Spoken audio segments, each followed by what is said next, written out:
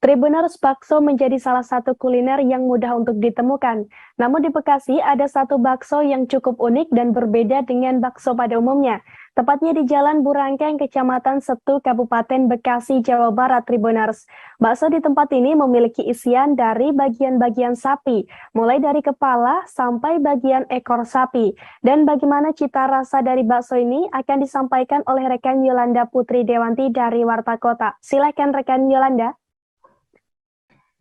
Ya baik, terima kasih Ariska dan selamat sore Tribuners. Memang menjelang akhir pekan ini, apalagi mengingat beberapa kawasan khususnya di DKI Jakarta maupun di sekelilingnya juga sedang cuaca dingin atau mulai hujan begitu. Dan salah satu menu favorit yang menjadi pilihan masyarakat adalah biasanya bakso.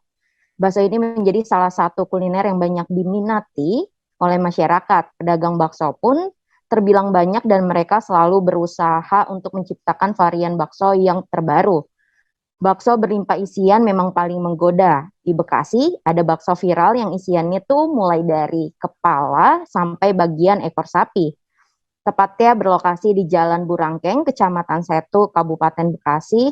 Kedai ini merupakan salah satu dari kedua cabang yang ada. Ditemui wartakotalive.com, Rian selaku karyawan bakso Kememet mengatakan bahwa awalnya kedai tersebut buka di daerah Majalengka, Jawa Barat. Namun beberapa tahun kemudian akhirnya pindah ke daerah Bekasi, khususnya di kawasan Setu. Pria yang mengenakan kaos hitam ini pun menuturkan bahwa dalam sehari bisa menghabiskan 40-100 kg daging.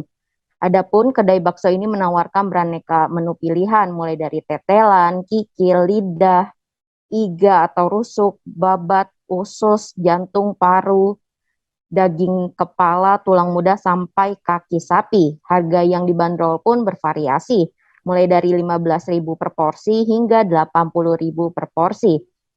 Kedai bakso Kememet ini beroperasi mulai dari Sabtu hingga Kamis, khususnya di hari Jumat tutup ataupun libur.